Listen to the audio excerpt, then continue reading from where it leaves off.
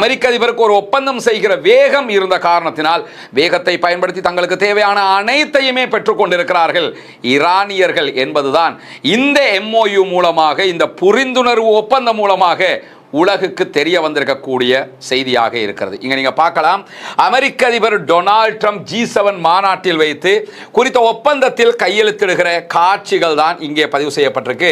பக்கத்தில் Emmanuel Macron உள்ளிட்ட பல நாடுகளுடைய தலைவர்களும் இருக்கிறார்கள்.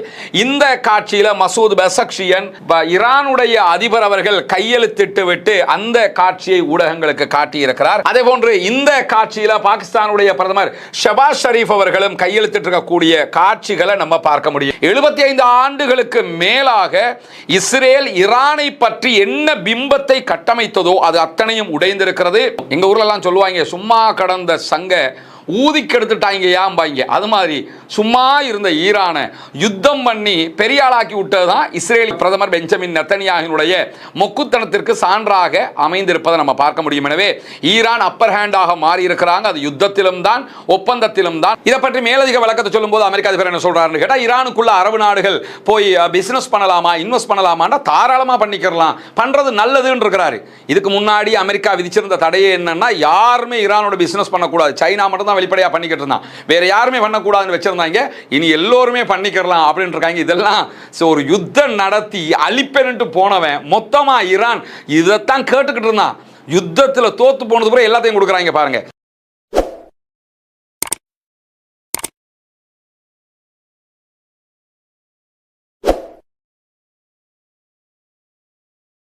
அன்பிற்கினிய சகோதர சகோதரிகளை, நம் அனைவர் மீதும் ஏக இறைவனுடைய அமைதியும் கருணையும் உண்டாகட்டுமாக என்கிற உயரிய பிரார்த்தனைகளோடு தொடர்ச்சியாக மத்திய கிழக்கிலே ஈரானுக்கும் அமெரிக்காவுக்கும் இஸ்ரேலுக்கும் இடையிலான ஒரு மாபெரும் யுத்தம் நடைபெற்று 40 நாட்களுக்கு பிறகு யுத்தமும் யுத்தம் இல்லை என்கிற நிலையும் தொடர்ந்து வந்தது.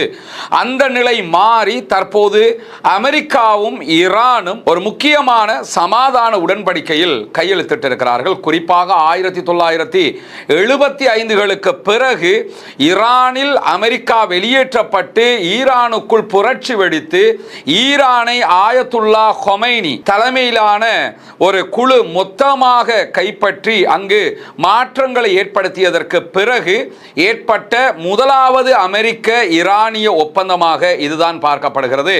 கடந்த பல தசாப்த காலமாக ஈரானை எப்படியாவது அழிக்க வேண்டும், தாக்க வேண்டும், இல்லாதொழிக்க வேண்டும் என்றெல்லாம் ஈரானை வைத்து அமெரிக்காவிலும் இஸ்ரேலிலும் பலத்த அரசியல் நடைபெற்று வந்த நிலையில தான் இறுதியாக இஸ்ரேலிய பிரதமர் பெஞ்சமின் நெத்தன்யாஹுவினுடைய தூண்டுதலின் பேரில் அவர் கொடுத்த எல்லா டேப்லெட்டையுமே மொத்தமாக விழுங்கிய அமெரிக்க அதிபர் டொனால்ட் ட்ரம்ப் என்ன பண்ணாருன்னா, அமெரிக்காவுடைய எண்ணங்களை எல்லாம் புறந்தள்ளிவிட்டு ஈரானுக்குள்ள ஒண்ணுமே இல்லை, இப்ப போனா இப்ப அடிச்சு ஈரான்ல ஆட்சி மாற்றத்தை செஞ்சுட்டு வந்துடலாம் அப்படின்னு சொல்லி இஸ்ரேல் கொடுத்த எல்லா நம்பிக்கைகளையும் உண்மைன்னு நம்பிக்கிட்டு என்ன பண்ணாருன்னா, ஒரு 40 நாள் சண்டை பிடிச்சு பார்த்தார். அந்த சண்டையில உலகம் முழுவதும் அமெரிக்கா அசிங்கப்பட்டதுதான் மீதியாய் போய்விட்டது. காரணம் என்னன்னா, அமெரிக்காவாலேயே ஈரானை வீழ்த்த முடியாம போயிடுச்சு என்று சொல்லி வரலாறு மாற்றம் பெற்றிருக்கிறது. ஈரான்ல இருந்த சில தலைவர்களை கொண்டதை தவிர, அப்பாவி பொதுமக்கள் 3000க்கு மேற்பட்டவர்கள் கொல்லப்பட்டது தவிர ஈரானில் அவர்கள் எந்த வெற்றியையுமே அடைய முடியவில்லை. எனவேதான்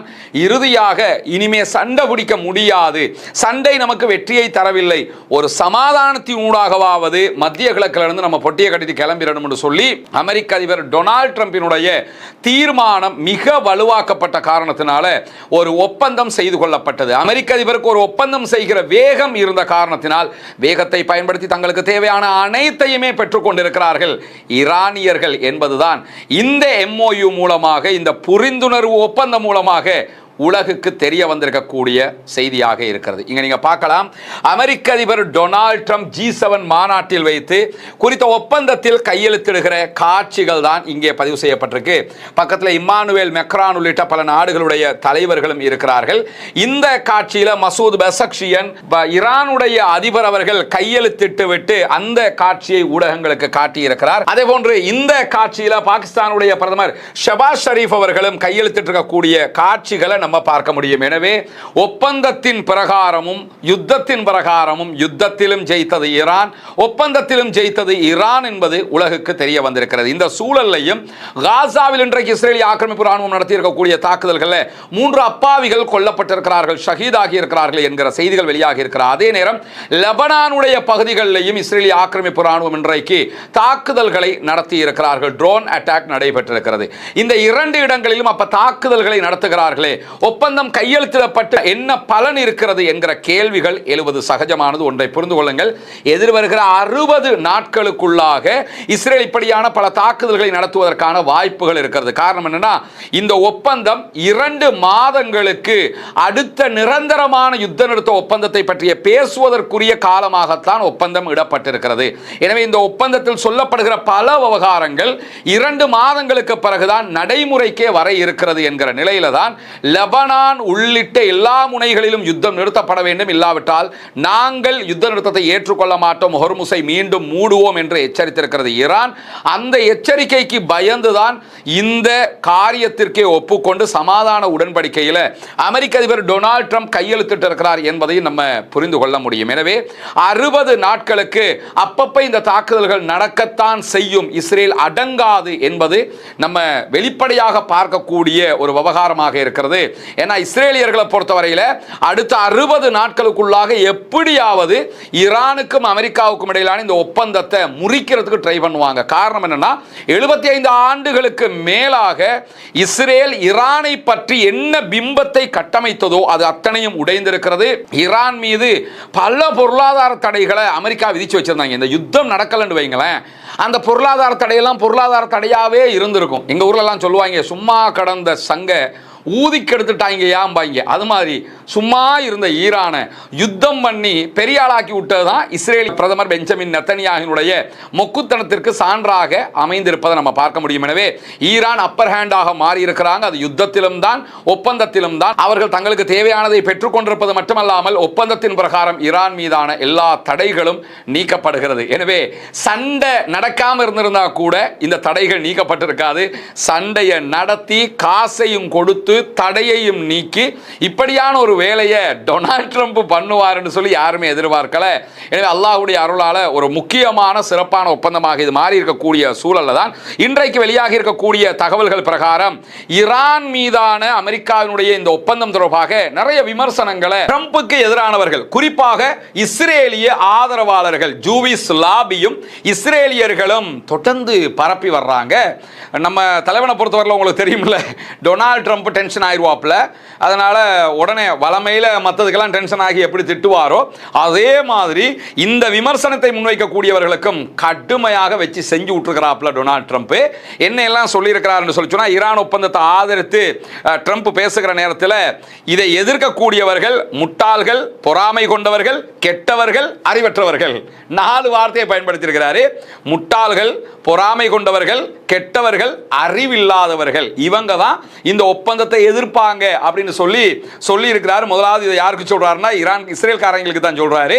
ஆனா உண்மையிலேயே டொனால்ட் ட்ரம்பினுடைய இந்த ஒப்பந்தம் எப்படிப்பட்டது என்பதை தனியான ஒரு வீடியோவாக போட்டிருக்கோம். இதுக்கு பின்னாடி நம்ம சொல்லுவோம். இதுல ஈரான் எந்த இடத்தில் ஜெயித்திருக்கிறது என்பதையும் நீங்கள் புரிந்து கொள்ள முடியும். அதை தாண்டி ஈரான் மீது போதுமான கடுமையான நிலைப்பாட்டை எடுக்க தவறிவிட்டதாக சில பேர் எனக்கு விமர்சனம் முன்வைக்கிறாங்க என்று சொல்லக்கூடிய அமெரிக்க அதிபர் டொனால்ட் ட்ரம்ப், என்னுடைய அணுகுமுறை பயனளிக்கிறது என்பதற்கு இந்த ஒப்பந்தம் சான்று அப்படின்னு இருக்கிறாரு. அதுக்கு என்ன ஆதாரம் சொல்றாருன்னு கேட்டா, நாங்க ஈரானோட யுத்தம் பண்ணினோம், பிறகு ஒரு சமாதான ஒப்பந்தம் பண்ணியிருக்கிறோம், ஒப்பந்தத்தில் நான் ஜெயிச்சிருக்கிறேன். அதுக்கு என்ன ஆதாரம் தெரியுமா? ஒப்பந்தம் நடந்ததோட உலகம் முழுக்க க்ரூட் ஆயில் விலை இறங்கிருச்சு. ஒப்பந்தம் நடந்ததோட ஹொர்முஸ்ல கப்பல் எல்லாம் பயணிக்க ஆரம்பிச்சிருச்சு.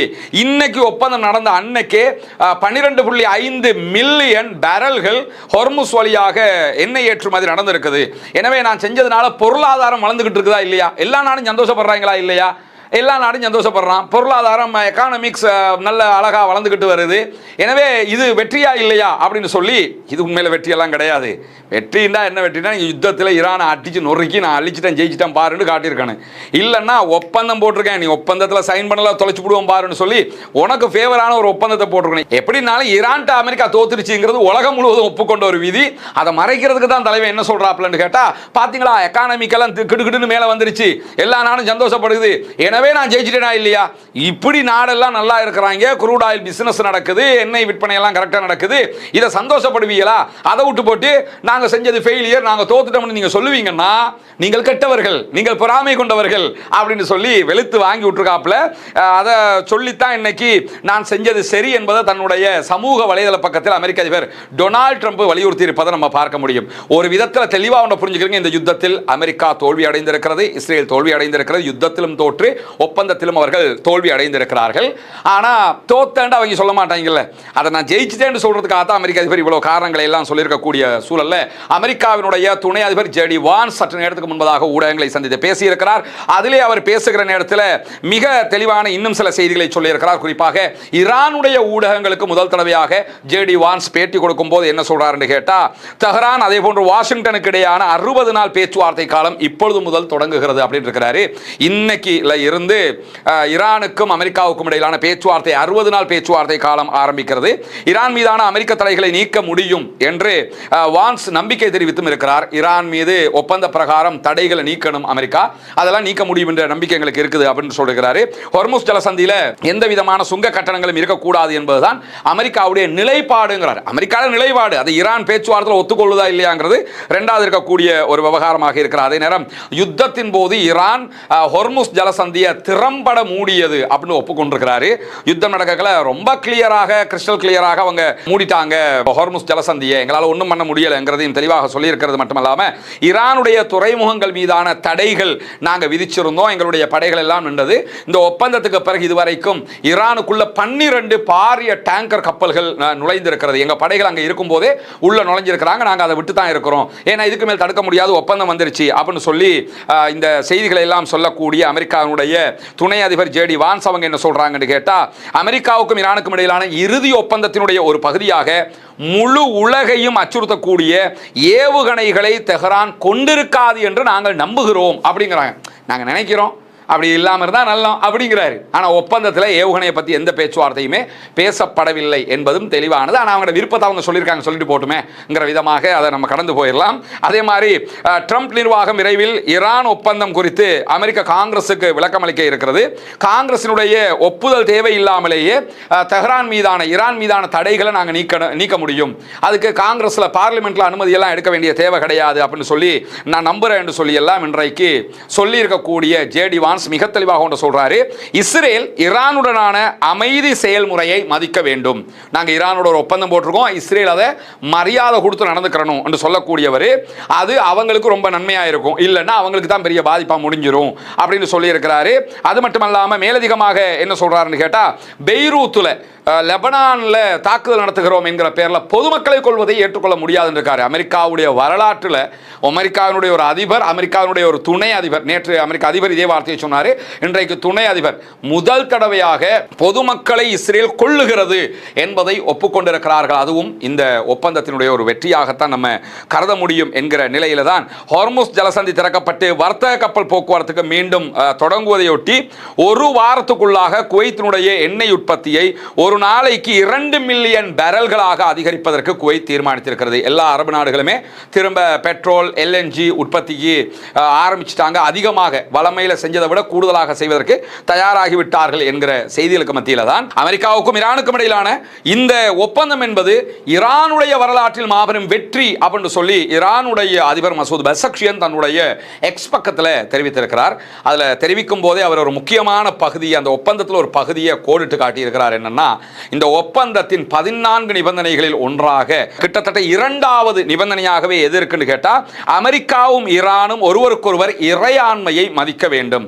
உங்களுடைய உரிமை இது, எங்களுடைய உரிமை இதுன்னு இறையாண்மையை மதிக்க வேண்டும் என்று சொல்லக்கூடிய பகுதியில் என்ன வருதுன்னு கேட்டா, 2 நாடுகளும் ஒன்று இன்னொன்றுடைய உள்விவகாரங்களில் தலையிடுவதை தவிர்க்க வேண்டும் என்பது ஒப்புக்கொள்ளப்பட்டிருக்கிறது. ஈரான் விஷயத்தில் அமெரிக்கா தலையிடக்கூடாது, அமெரிக்காவினுடைய விஷயத்தில் ஈரான் தலையிடாது என்பது ஒப்பந்தத்திலேயே எழுதப்பட்டிருக்கிறது. இதைத்தான் சுட்டி காட்டுறாரு மசூத் பெசக்ஷியன்.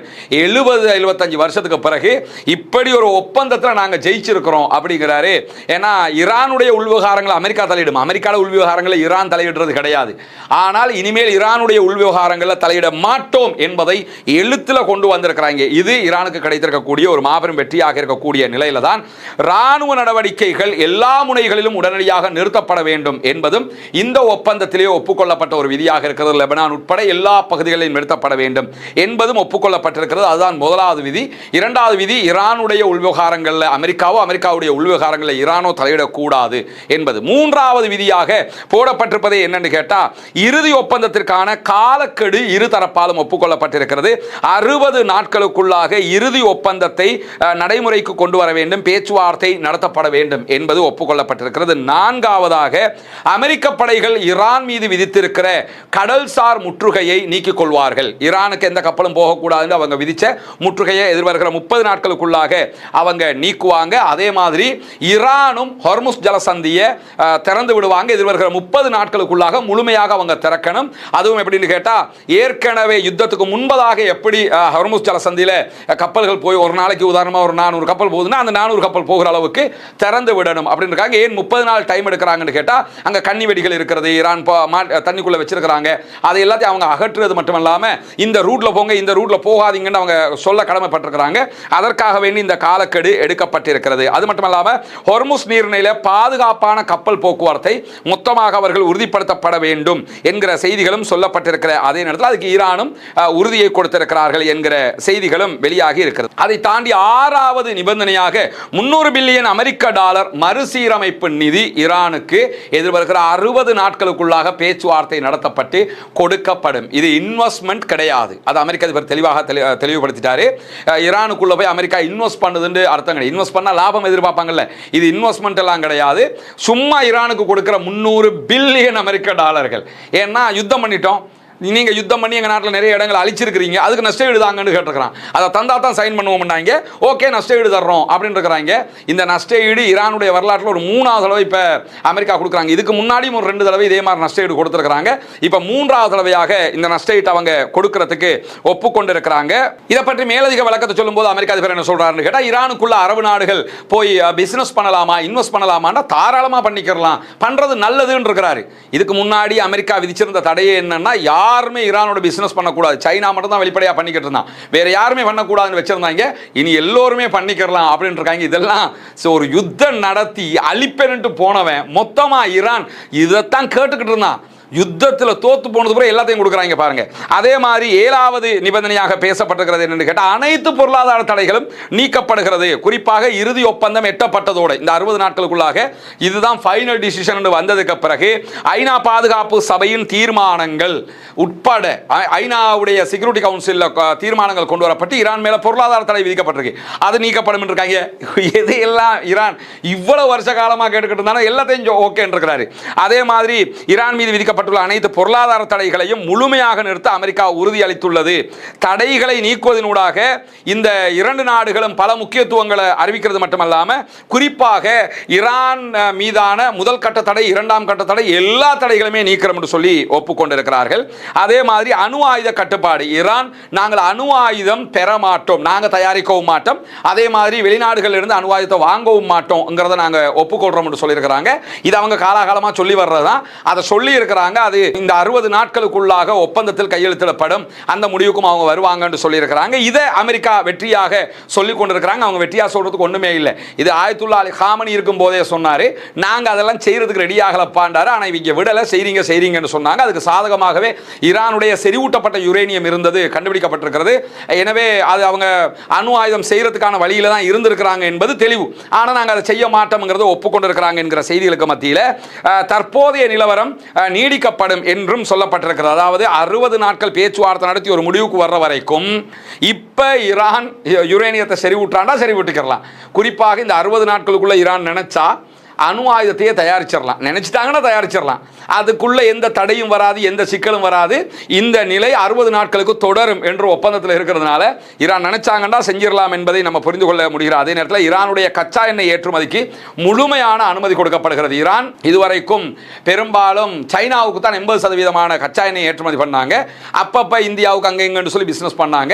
அதனால இதுக்கு பிறகு ஈரான் மொத்தமாக எந்த நாட்டுக்குனாலும் அந்த பிசினஸை பண்ண முடியும் அப்படிங்கிற அனுமதி கிடைக்கிறது. அது மட்டுமல்லாமல் ஈரானுடைய முடக்கப்பட்ட சொத்துக்கள் கிட்டத்தட்ட 28 பில்லியன் அமெரிக்க டாலர்கள் வரைக்கும் இருப்பதாக சொல்லப்படுகிறது உலக நாடுகள் முழுவதும். அவை எல்லாமே நீக்கப்படுகிறது. அதே மாதிரி யுஏஇயில் இருக்கக்கூடிய ஈரானுடைய 10 பில்லியன் யூஎஸ் டாலர் அளவுக்கு உண்டான சொத்துக்கள் எல்லாம் விடுவிக்கப்படுகிறது என்கிற செய்திகளுக்கு மத்தியில் இந்த ஒப்பந்தத்தை கண்காணிப்பதற்கான குழுவும் இருதரப்பாலும் நியமிக்கப்படுகிறது. கரெக்டா அமெரிக்கா கரெக்டாக நடக்குதாண்டு இவங்க பார்ப்பாங்க, இவங்க கரெக்டாக நடக்குதாண்டு அமெரிக்கா பார்ப்பாங்க என்கிறதுக்கு மத்தியில் தான் இந்த புரிந்துணர்வு ஒப்பந்தம் கையெழுத்தானது உடனேயே இரு நாடுகளும் மற்ற பத்திகள் இருக்கக்கூடிய அந்த ஒப்பந்தத்தில் இருக்கக்கூடிய எல்லா பிரத்யேகமான சட்டத்திட்டங்களையும் கரெக்டாக பேச்சுவார்த்தை ஒப்பந்தத்தில் கொண்டு வந்து வச்சு பேசி முடிக்கணும் என்பதும் ஒப்புக்கொள்ளப்பட்டிருப்பது மட்டுமல்லாமல் இதில் இருக்கக்கூடிய 2 முக்கியமான விஷயங்கள். ஒன்று, ஏற்கனவே மசூத் பெசக்ஷன் சுட்டிக்காட்டுகிற ஈரானுடைய உள் விவகாரங்கள் அமெரிக்கா தலையிடாதுங்கிறது.